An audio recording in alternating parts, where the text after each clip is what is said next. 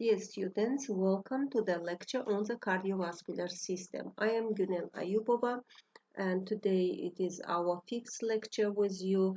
Today I'm going to talk you about the cardiovascular system, its general morphofunctional plan, relations between hemodynamic condition and structure of vascular wall, then heart, arteries, microcirculatory bed, capillaries, venous network, anastomosis, neurohumoral regulation of cardiovascular system functioning, then age change and regeneration abilities. As we know, the circulatory system of the human body, it is composed of two related components, that is the cardiovascular system and the lymphatic vascular system. The function of the cardiovascular system is to carry blood in both directions between the heart and the tissues, and the function of the lymphatic capillary vascular system is to collect lymph, that is, as we know, that is extracellular fluid, and also it will deliver back to the cardiovascular system. So the lymphatic system provides one-way transport, whereas the cardiovascular system provides two-way circulation of the blood from heart and to the heart. So as we know, the lymph, it is the tissue fluid that passes the interstitial tissue spaces of the body, and it is collected by the blind-ended lymphatic capillaries. These located within connective tissue compartments, and it is delivered to larger and larger vessels, eventually to be returned to the cardiovascular system via the two lymphatic ducts into veins at the root of the neck. We know that in the body, actually, we have so much lymphatic vessels, and on the way of them, we have lymphatic nodes, lymph nodes, which belong to immune system, lymphoid system, in that it is these lymphatic nodes, they are filters of lymph of the tissue fluid, and they also places for proliferation, differentiation of lymphocytes, that is important for immunological defense. Two large lymphatic vessels of the body, they are right lymphatic duct and the thoracic duct in left side. They will carry lymph into the venous system. Now we will concentrate on the cardiovascular system. At the center of it is the heart, which pumps blood into closed circulation of the blood vessels. Here we can distinguish arteries, that originate at the heart and convey blood away from the heart, and as these vessels arborize, their branches diminish in size the farthest they are from the heart. As you can see here, the veins whose vessels return blood to the heart, the smallest vessels are farthest from the heart, and the largest vessels are closest to the heart. And now we will look at the capillaries. These are smallest vessels with the thinnest walls, and they are interposed between the arterial and venous systems. They function in permitting the exchange of materials between cells and the bloodstream. Capillaries receive blood from the smallest arteries, arterioles, and deliver blood to the smallest veins. These are the venules. Now we will talk about the structure of the vessel wall. Here we are looking at the general principle of structural organization of the vessel wall. As we know, the wall of arteries and veins is composed of three layers. These are three tunics: tunica intima, tunica media, and tunica adventitia. The innermost layer of the tunics, that is tunica intima, and it is composed of a simple squamous epithelium or endothelium that lines the lumen of the vessel. And that is, that endothelium, it rests on the basal lamina. Pay attention, that is basal lamina of endothelium, which is blue colored here. Then under the basal lamina, we have subendothelial connective tissue. Subendothelial connective tissue here, it is that is like a red colored thing here. That is subendothelial connective tissue. And it is surrounded by internal elastic lamina. that is perforated elastic membrane composed of mostly of elastin. The thickest of the three coats, especially in arteries, it is the tunica media that is composed of multiple layers of smooth muscle cells arranged in helical configuration, as we can see here.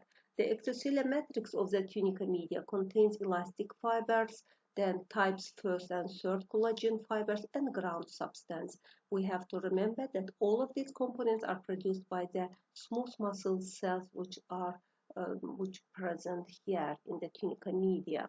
The outermost layer of the media, and at least in large muscular arteries, houses slender elastic fibers composing the external elastic lamina. Here the blue perforated thing, that is a lamina, which is external elastic lamina. So we have internal and we have external elastic laminas. The outermost coat, the tunica adventitia, is a fibroelastic connective tissue that affixes blood vessels to the surrounding structures. In large blood vessels, the nutrients and oxygen that is present in the in the lumen of the blood vessels, it will reach the tunica intima, then innermost layers of the media, if it is the case of arteries, because inside of the arteries flows arterial blood.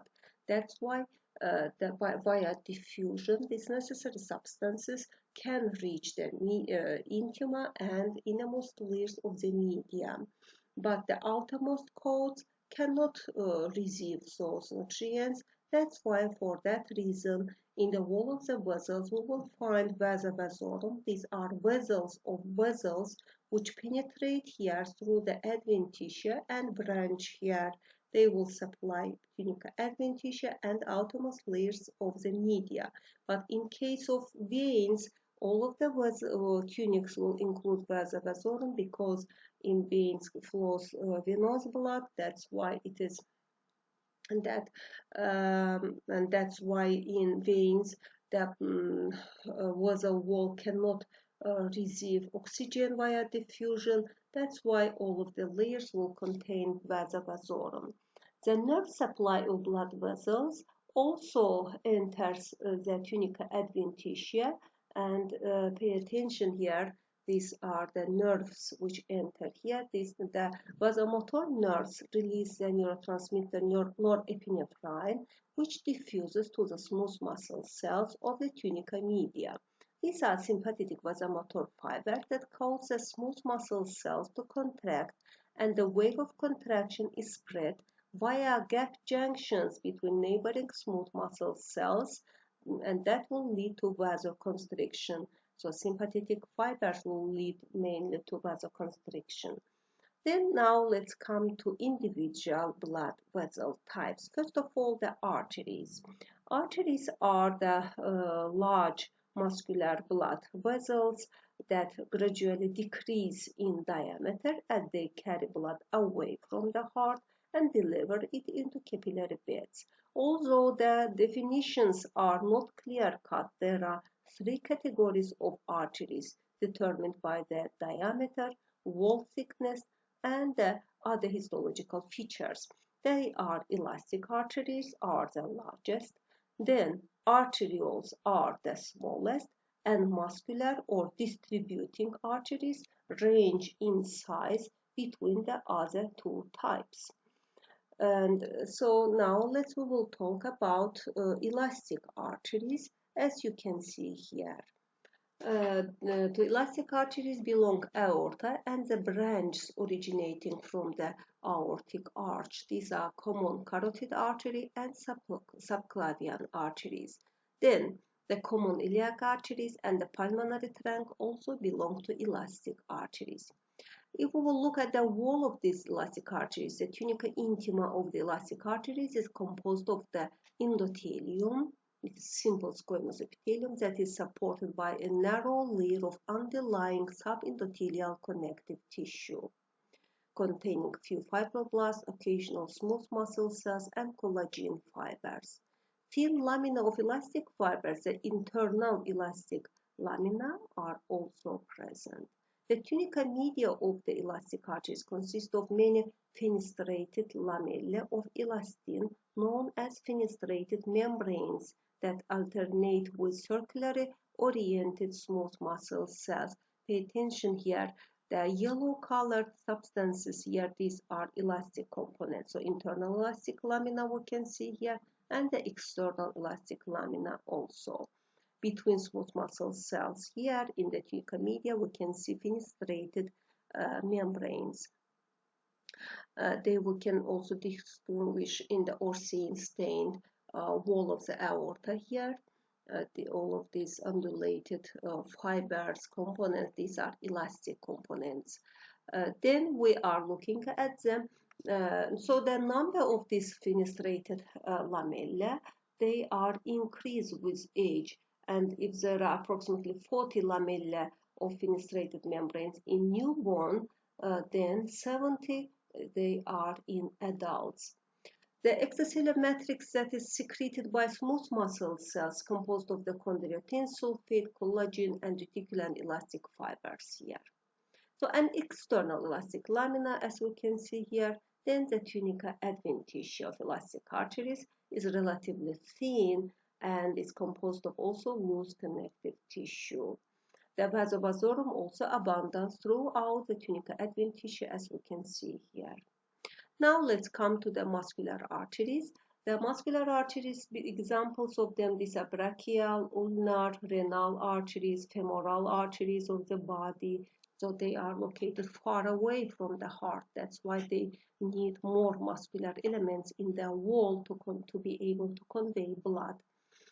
The identifying characteristic of the muscular arteries is relatively thick tunica media composed of mostly of layers of the smooth muscle cells. The tunica intima in the muscular arteries is thinner than that in the elastic arteries, but the subendothelial layer contains a few smooth muscle cells.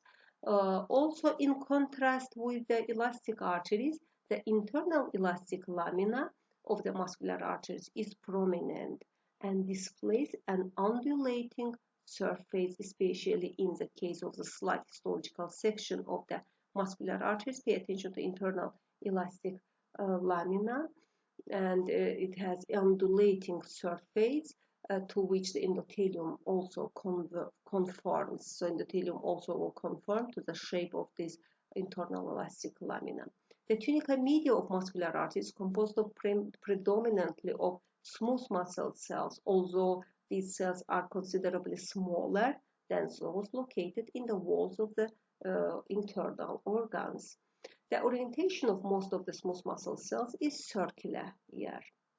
Each smooth muscle cell is enveloped, by the external lamina, but it doesn't matter. Between cells, there are gap junctions that provide coordinated contractions within the tunica media. The external elastic lamina is identifiable in histological sections of larger muscular arteries, and so the tunica adventitia of the muscular arteries consists of the elastic fibers, collagen fibers, ground substance composed mostly of dermatan sulfate and heparan sulfate. These extracellular matrix components here are produced by fibroblasts. Here, pay attention, you can see the fibroblast cells. And finally, we are coming to smallest arteries. These are arterioles. Here we can see in the cross section, we can see arteriole, and we can compare them, the venules and then the lymphatic vessels. Arterioles are the terminal arterial vessels that regulate blood flow into capillary beds. So after the arterioles, that come capillaries, and these are the tubes. These are the vessels which control blood flow within the capillary beds. In histological section, the width of the wall of the arteriole, as we can see here, is approximately equal to the diameter of its lumen. So the thickness of it its wall is approximately equal to the lumen diameter. The endothelium of the tunica intima is supported by thin subendothelial connective tissue layer, and here the thin fenestrated internal elastic lamina is present in larger arterioles but absent in small and terminal arterioles. The tunica media may include 1 to 3 layers of smooth muscle cells. It depends on the diameter of the arteriole. The tunica adventitia is also thin, very scant, and represented by fibroelastic connective tissue. So the capillaries. Capillaries, these, as you know, these are smallest blood vessels with the thinnest walls. They are composed of simple squamous epithelium or endothelium that is fashioned into a tube.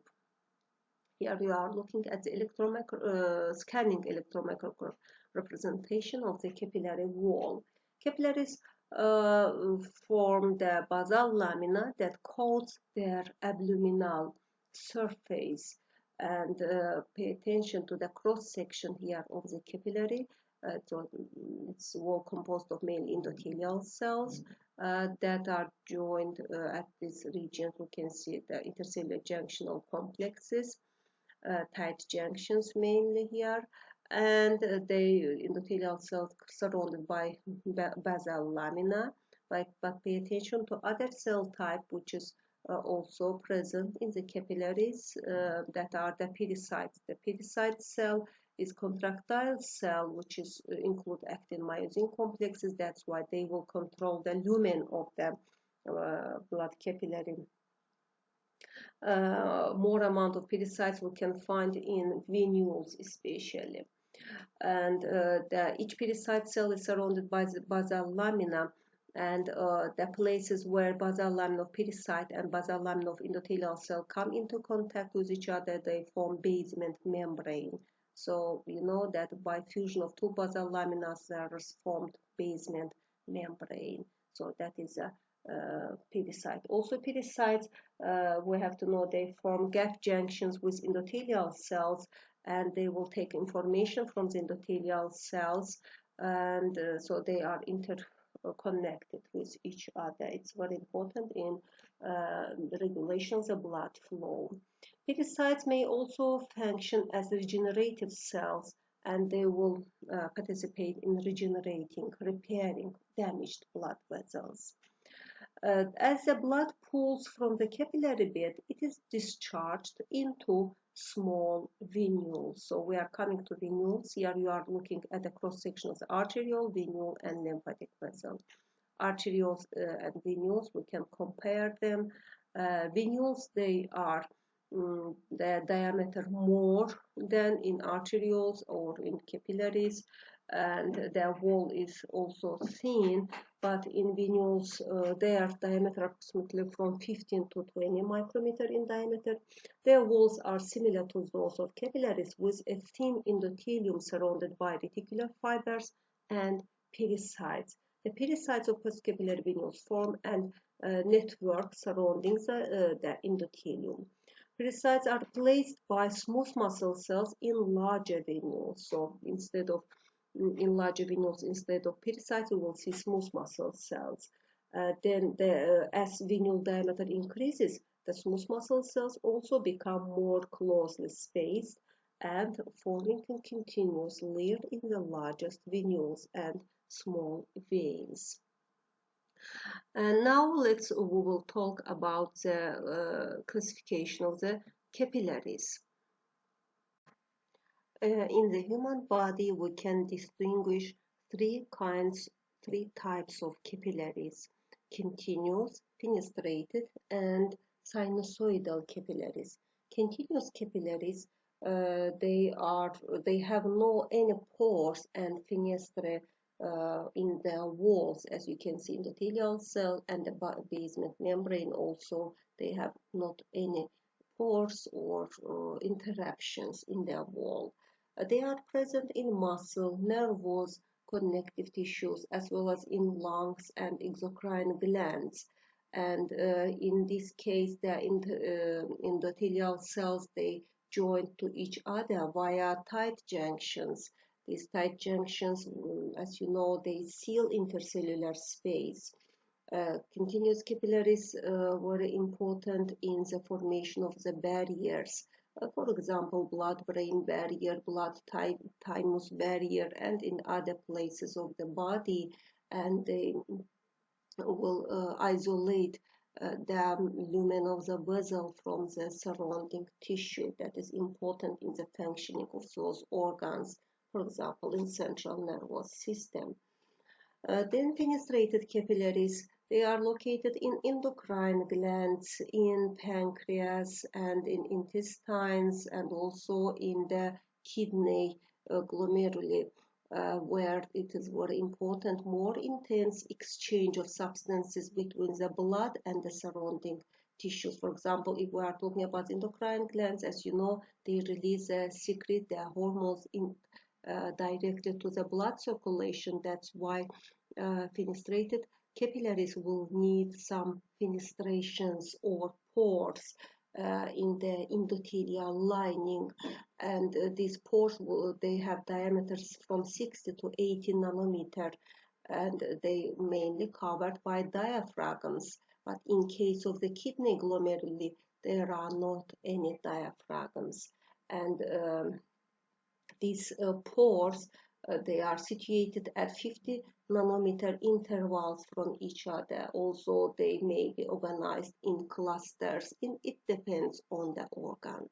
Sinusoidal capillaries located in bone marrow, spleen, liver, lymph nodes, and they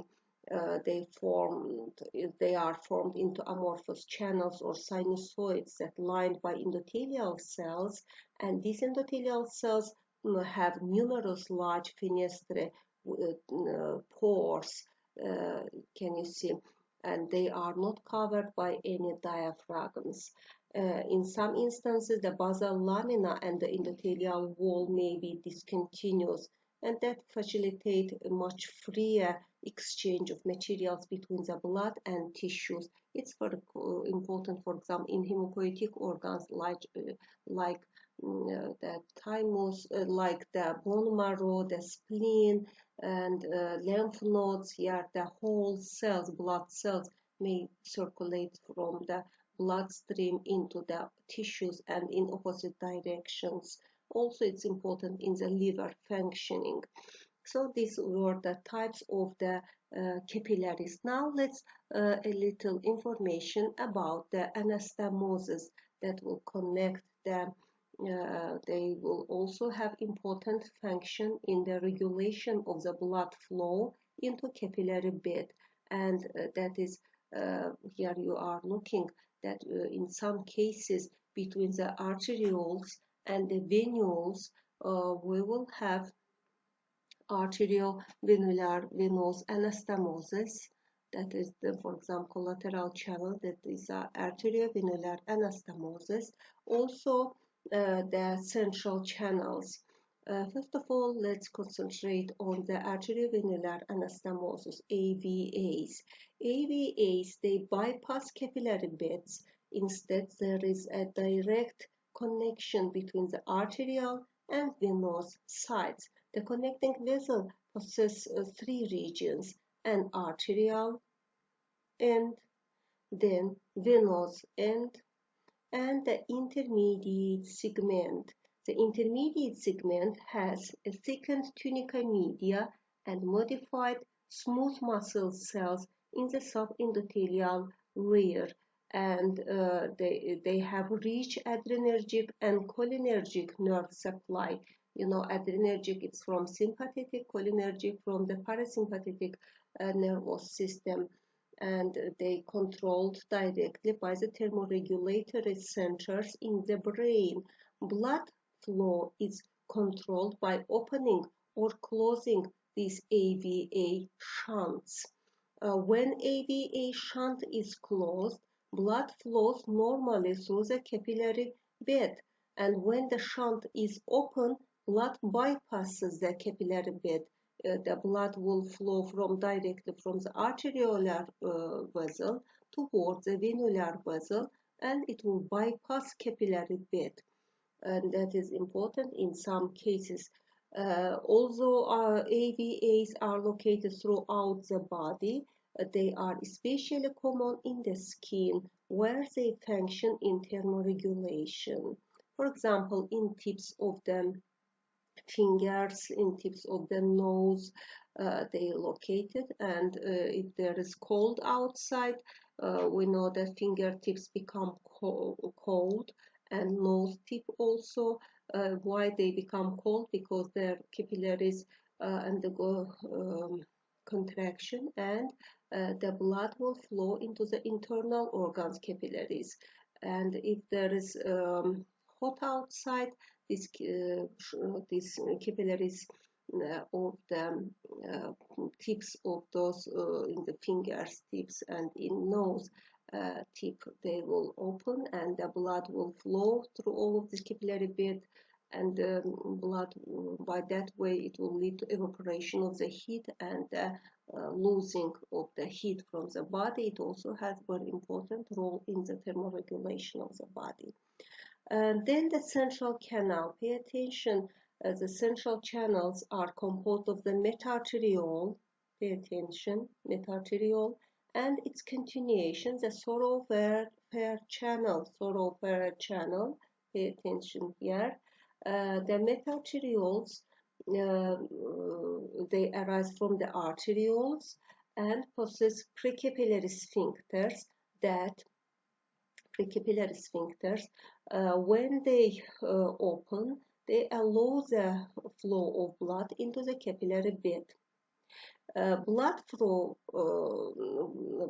from the capillary bed then enters the thoroughfare channel. Pay attention.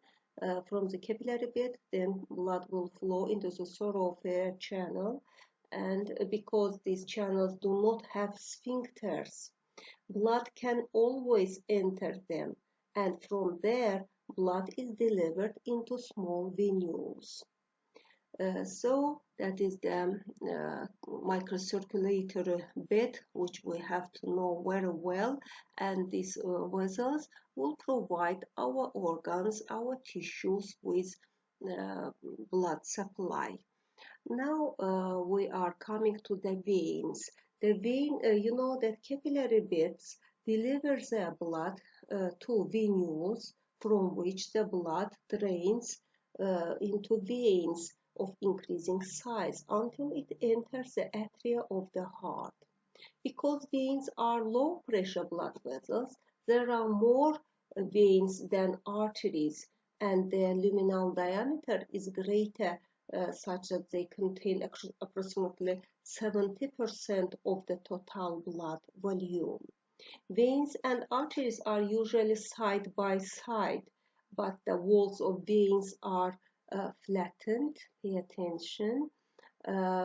They are flattened because their walls are thinner and less elastic, because they include less elastic elements than in the case of arteries. If we will compare these two vessels, the wall of the arteries, because it is thicker and include more elastic elements, in cross sections, arteries have more rounded appearance, but veins will have collapsed, flattened appearance. Also, here, although veins possess the same three tunics as arteries, the boundary between the tunica media and the tunica intima is relatively indeterminate. We cannot distinguish the boundary between the intima and media, and but the tunica adventitia is increased in thickness. So if in arteries the thickest layer, thickest tunic is the tunica media, then in veins the thickest in the wall of the veins, that is the tunica adventitia. Then veins are classified also into three groups. They are venules, medium and small veins, and large veins, and the large veins. And because of them, thin wall and the low pressure medium-sized veins, especially the veins of the lower extremity, possess also valves that ensure a unidirectional flow of blood. So one of distinguishing feature of veins from the arteries, that is the presence of valves in some of them, mainly in those which carry blood from the lower parts of the body. Then we are coming to the heart, that is the center of the cardiovascular system, that is the pump which will push the blood into all of the circulatory system. So the heart is the pump responsible for the circulation of blood throughout the body, and to accomplish that task, it has 4 chambers, the 2 atria which receive blood from the venous system, and the 2 ventricles which propel the blood from the vessel from the heart to circulate throughout the body. The 4 chambers are divided into 2 circuits, a pulmonary circuit and systemic circuit. So here we also can distinguish the valves which present between the atria and ventricles, that is a cross-section of the heart. Here you can see the mitral valve, bicuspid or valve, a tricuspid valve in section of the heart we can see here. Now we will look at the structure of the heart wall. Actually, we have to know that the heart is highly modified blood vessel. It's like a modified blood vessel. We can look at it like this. It possesses 3 layers. That is the endocardium, then myocardium, that corresponds to the tunica media. By the way, endocardium, it corresponds to the tunica intima. Myocardium, it's like tunica media of the vessels, and then the epicardium, that is like tunica adventitia. The myocardium is composed of the cardiac muscle, as we know here, and so that is the heart. Enclosing the entire heart and becoming continuous with the visceral pericardium on the great vessels, entering and leaving the heart is the pericardium. So we will look at the schematic representation, and we will find out what is the pericardium and which layers it has. Actually, we have to know here that the heart is located within the cavity, and to understand it, we have to know that there are two types of pericardium. That is fibrous pericardium. In this illustration, it's number 6 indicates. Then we have the fibrous pericardium, and we have serous pericardium. Serous pericardium has 2 layers. It is visceral layer, number 3 here, and the parietal layer, number 5. Between these 2 layers of the serous pericardium, so visceral and parietal layers, located cavity. That cavity is called pericardial cavity, number 4 here, pericardial cavity. It is a cavity which includes fluid that will facilitate pumping activity of the heart. So heart can move because of this the structural arrangement. In larger view of this quadrangular region, we also can distinguish the same layers, endocardium, myocardium, and then we can distinguish here fibrous pericardium, number 12. Then the layers of serous pericardium, that is number 11, parietal, and number 9, visceral layers. Between them, pericardial cavity. Also, we have to know that visceral layer of serous pericardium we can consider as epicardium. So in this case, number 3 here will indicate it. So the epicardium, actually, that is visceral layer of the serous pericardium, which form the 3rd tunic of the heart wall. In the section of the heart, we also can distinguish the same layers. So the endocardium here, then myocardium, and epicardium.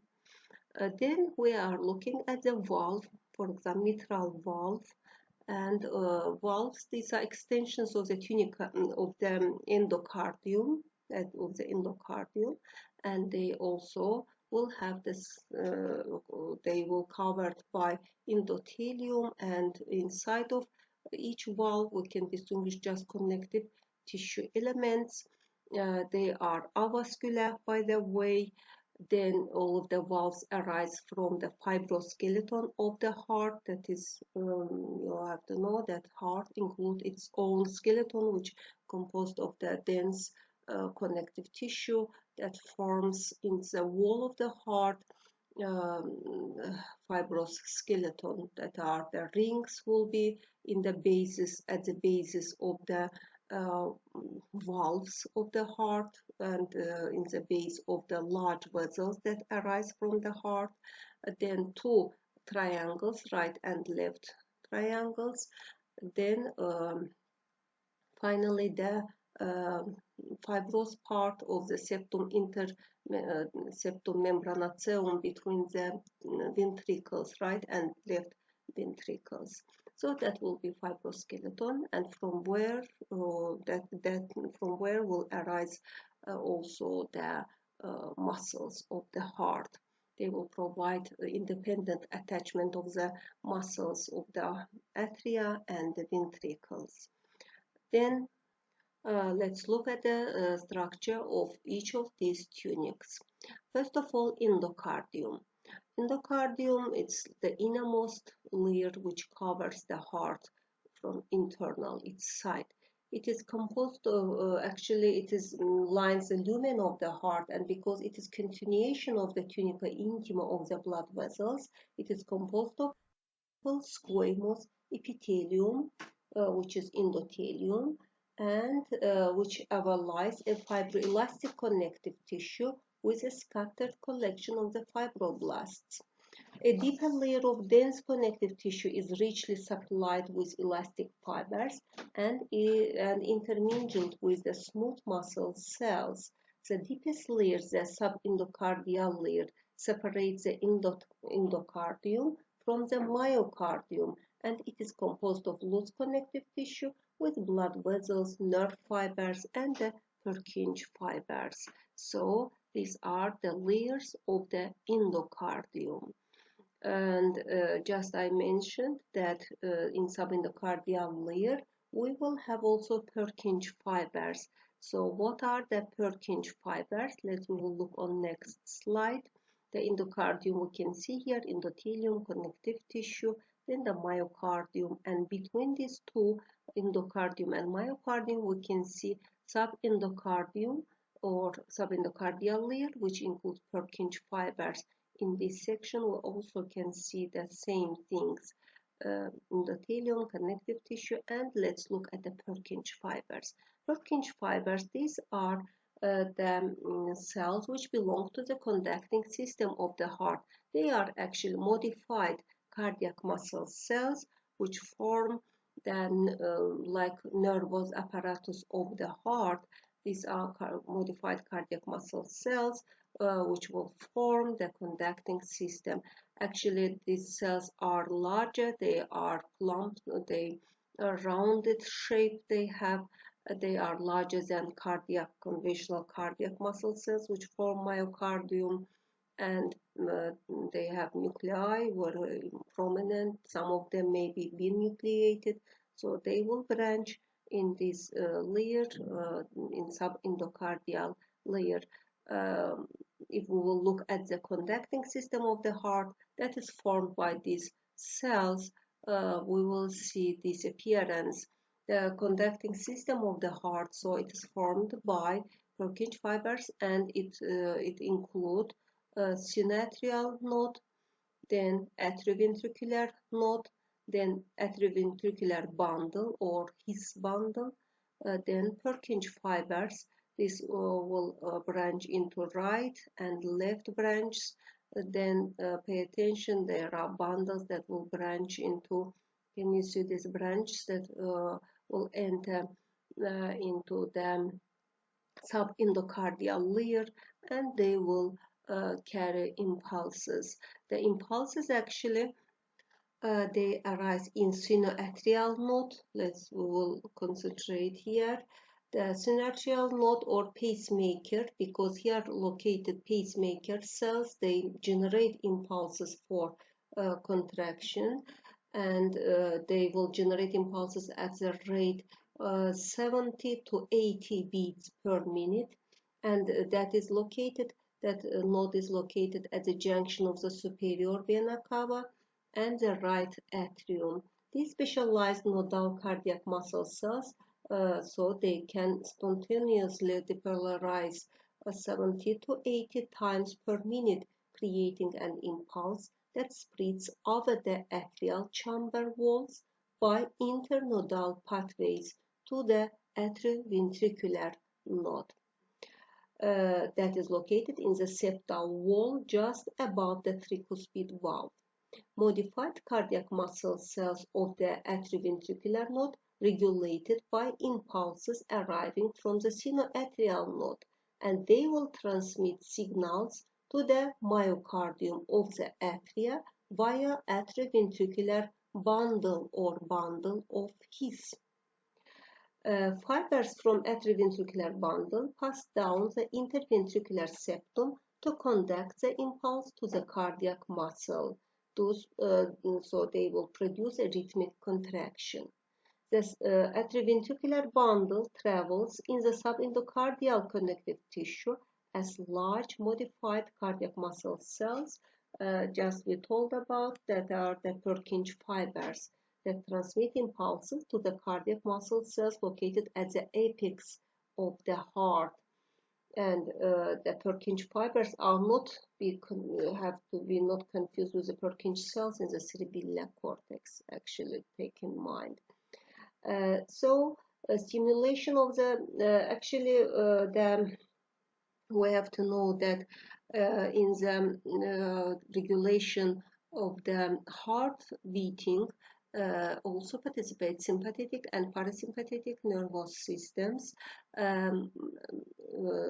Actually, the impulses will be generated within the heart itself because it has pacemaker cells, but the autonomic nervous system will modulate the functioning of the conducting system of the heart. When increased sympathetic activity, it will simulate production of the generation of the impulses in the heart, so it will lead to increase of the heart rate, the power of contractions, but activation of the parasympathetic nervous system will slow down rhythmic activity of the heart, and it will lead to decrease of the rate of the contractions and the power of heart contractions. Now let's come to the histological structure of the myocardium. The myocardium is the middle and the thickest layer of the heart wall. Is composed of the cardiac muscle cells organized in spirals surrounding each of the 4 chambers of the heart. Cardiac muscle cells have various functions. Some of them join the myocardium to the fibroskeleton of the heart, and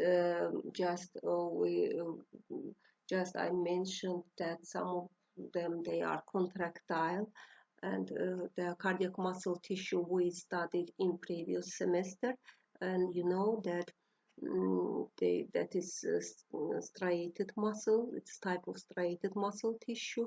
Here the individual cardiac muscle cells or cardiomyocytes, they join each other via intercalated discs that you can see here, these regions of intercalated discs.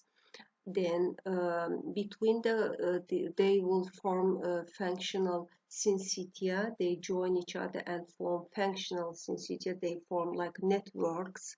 In these intercalated discs, we have some types of intercellular junctions, including gap junctions, by which the signals for contraction, they will spread from one cell to the neighbor cell, and all of the muscles of the myocardium have to contract at the same time. That's important for the proper functioning of the heart as a pump. Between these cardiac muscle cells, we can distinguish capillaries that include the blood cells, that is the loose connective tissue that carry blood, capillaries. And also finally, we just mentioned that we have also modified cardiac muscle cells which form conducting system of the heart. Then we have cardiac muscle cells that synthesize and secrete hormones such as atrial natriuretic polypeptide or cardionatrine or atriopeptin. These hormones function in maintaining fluid and electrolyte balance and reducing blood pressure. They lead to release of the sodium ions from the body.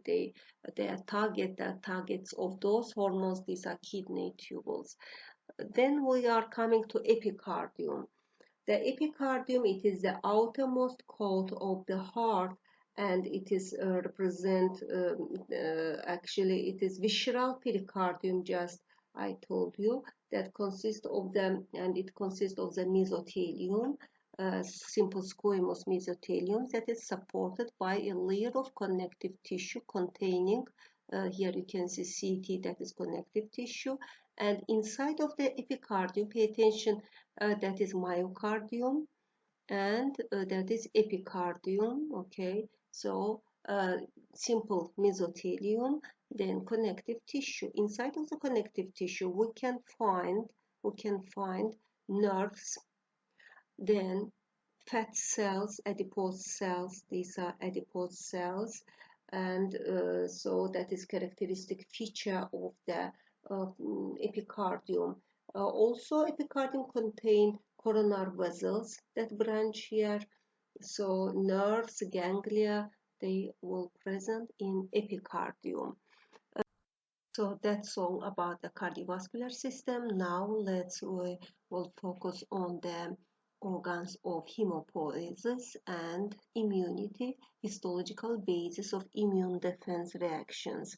Actually, that is also the part of this lecture, and because of the limited time, I will give you just brief review about this topic. So what is the hemopoiesis? It is the formation of the blood cells. Hem here means blood. Poiesis, that means development. So that is the development of the blood cells. And here you are looking at the yolk sac, that is a amniotic cavity. So that is the embryonic development of the body, and we have to know that the blood cell formation begins 2 weeks after conception, and that the first stage it will called mesoblastic phase, and it taking place in the mesoderm of the yolk sac. Here the mesenchymal cells aggregate into clusters, and these clusters will called blood islands. The peripheral cells of these islands form the vessel wall, and the remaining cells become erythroblasts, which differentiate later into nucleated erythrocytes. They will contain hemoglobin F. The mesoblastic phase begins to be replaced then by the hepatic phase.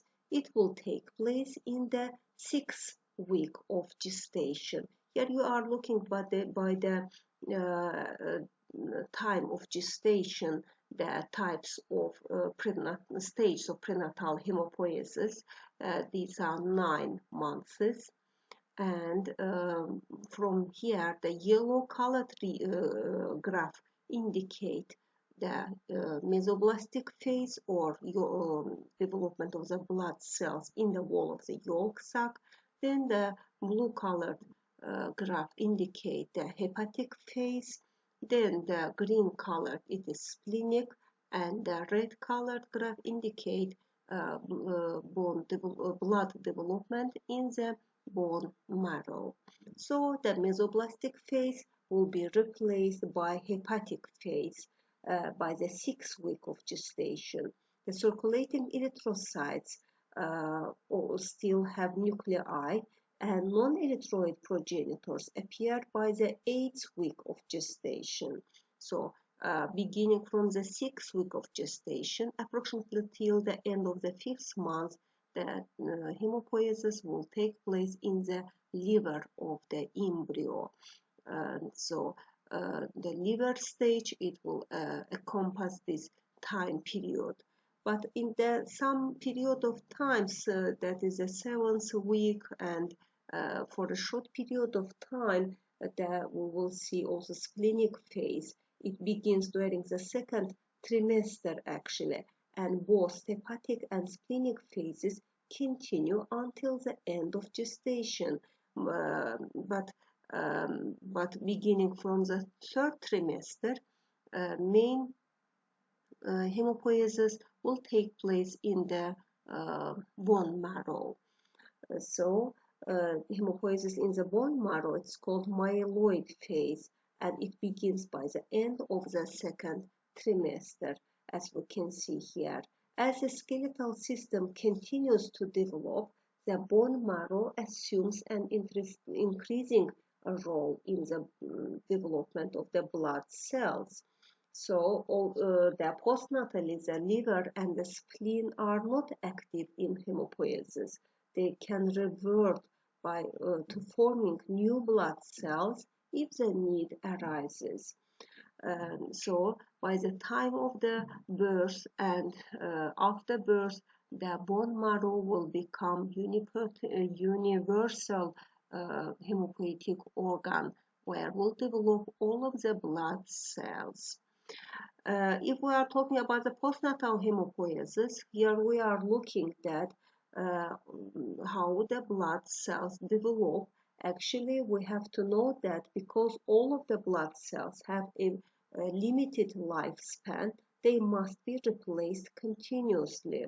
This replacement is accomplished by hemopoiesis, starting from a common population of stem cells and within the bone marrow. So the postnatal hemopoiesis will mean replacement, this physiological regeneration of the blood cells. So on a daily basis, more than 10 upper 11 blood cells are produced in the marrow to replace cells that leave the bloodstream, die, or destroyed. So during hemopoiesis, stem cells undergo multiple cell divisions and differentiate through several intermediate stages, as you can see here, eventually giving rise to the mature blood cells. Actually, from the pluripotential hemopoietic stem cell that resides within the bone marrow will arise two types of multipotential stem cells. They will call myeloid stem cell or colony-forming unit for granulocytes, erythrocytes, monocytes, and megakaryocytes. Then lymphoid stem cell will form the lymphocytes, and so the myeloid stem cell will give rise to all of these blood cells, the erythrocytes, platelets, dendritic cells, monocytes, neutrophils, eosinophils, basophils. These are types of white blood cells, and the mast cells. All of them will take their origin from the myeloid stem cell. But the lymphocytes here, the B lymphocyte, T lymphocyte, and natural killer cells, they will originate from the lymphoid stem cell, and this process will take place in the bone marrow. If we are now familiarized with the bone marrow, now we are ready to talk about the lymphoid system or immune system. The lymphoid system, actually, it is the system that protects us against foreign invasions such as macromolecules or microorganisms, and also against virally altered cells. The lymphatic system, the lymphoid system consists of groups of cells, tissues, and organs that monitor body surfaces and internal fluid compartments, and it will react to the presence of potentially harmful substances. That is the protective system of the body. The lymphoid organs that are responsible for the development of immunocompetent cells lymphocytes are known as primary lymphoid organs or central organs of immune system. That is a bone marrow and the thymus. Bone marrow resides within the bones, the cancellous bones. They include medullary cavity, that include the bone marrow, that is a red bone marrow, and the thymus. So these are organs where taking place development of the immunocompetent lymphocytes. As we know, bone marrow is the organ which supply the blood with all of the blood cells and including lymphocytes. The thymus, it is the organ where will migrate T lymphocytes to become immunocompetent. That's why T lymphocytes, means thymus-dependent lymphocytes. They acquire their immunocompetency within the thymus. But the B lymphocytes, they will acquire their immunocompetency within the bone marrow. Actually, in birds, there is additional organ which is called bursa fabricius, and in those organisms in birds, the B lymphocytes acquire their immunocompetency in that organ. That's what they call bursa dependent or B lymphocytes. But in human, we don't have that organ. That's why B lymphocytes acquire their immunocompetency within the bone marrow. So that these two organs belong to primary organs of immune system. Then we have peripheral organs of immune system. These are lymphoid organs that function in trapping antigens and providing sites for the interactions of antigen-presenting cells with immunocompetent lymphocytes to mount an immune response. They are the lymph nodes, spleen, and diffuse lymphoid organs. Pay attention here, this spleen, then the lymph nodes, as we can see here, they located along the way of the lymphatic vessels, and they belong to lymphoid system. So, and also we have mucosa-associated lymphoid tissue, MALT system, that are the mucosal lymphoid tissues which present in the mucosal lining of the internal organs. For example, the tonsils, then adenoids, here you can see, then appendix, pairs, patches, all of these,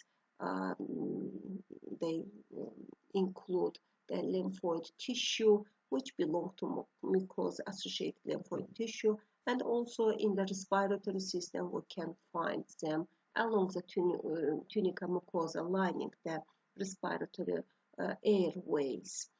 That is the classification of immune system. And now let's look about the types of immunological response reaction. As we see here, there are two components of immunological defense, that are the innate natural immunity, that is non-specific response, and adaptive acquired immunity, that is specific responses. And we have to know that in innate immunity we have first and second lines of defense mechanisms. To first line of defense belong epithelium, which isolates the body from external environment.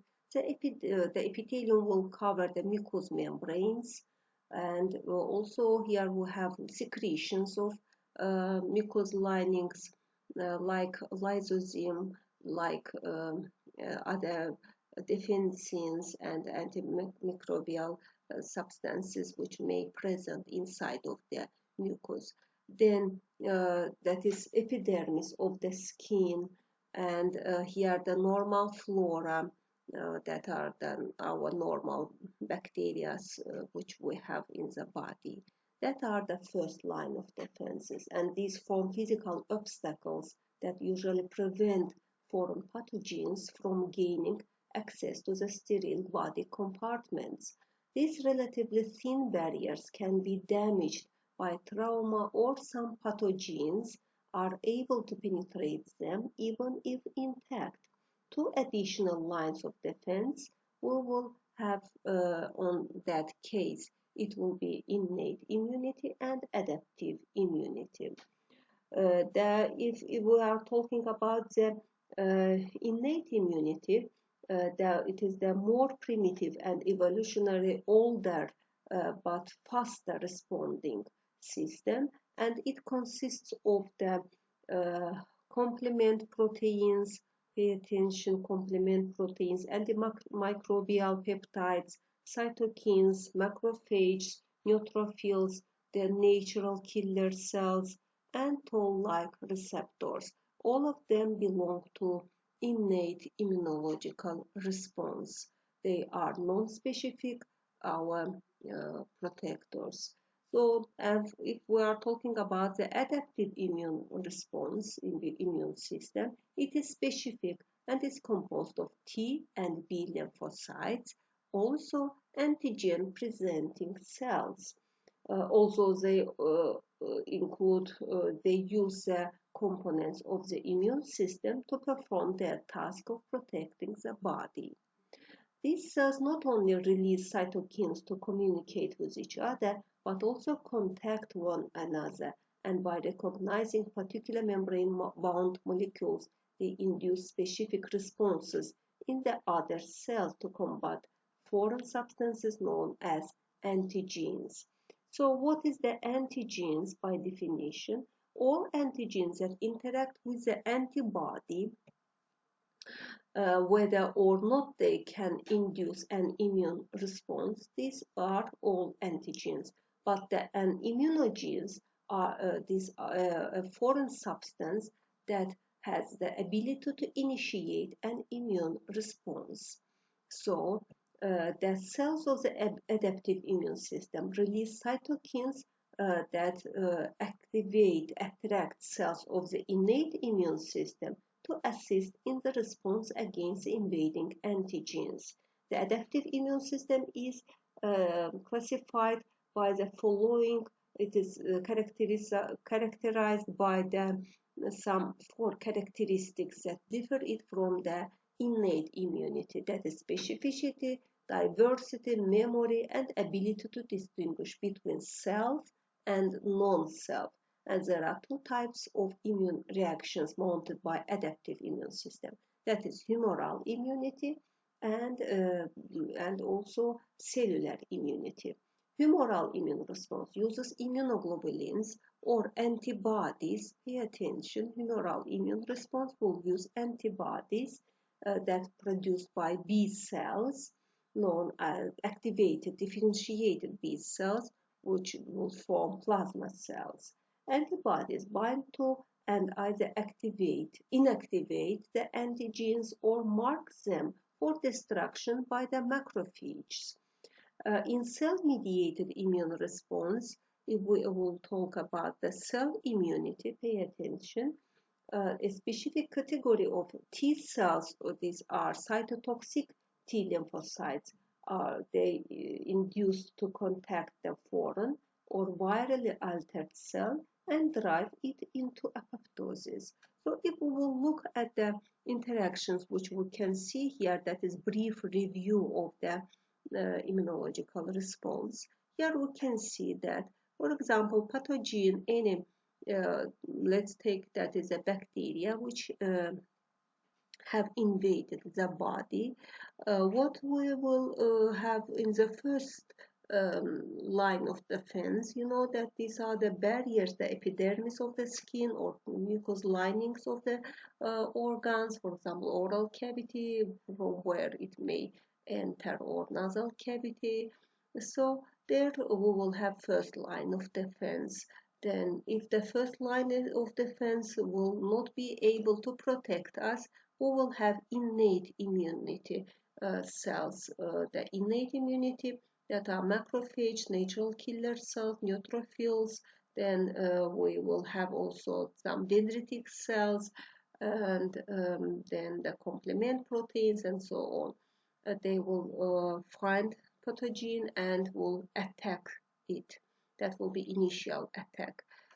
Then we have here some cell, that is dendritic cell, and dendritic cells and macrophage, they belong to antigen presenting cells in which they will phagocytose that bacteria will break down it into its fragments, the active fragments, which we'll call antigen determinants, and they, for antigen peptides, for example, they will be presented on the membrane of the antigen presenting cell, and it will, by that way, antigen presenting cell will present these antigens to the cells of the adaptive immunity, the T cells or B cells.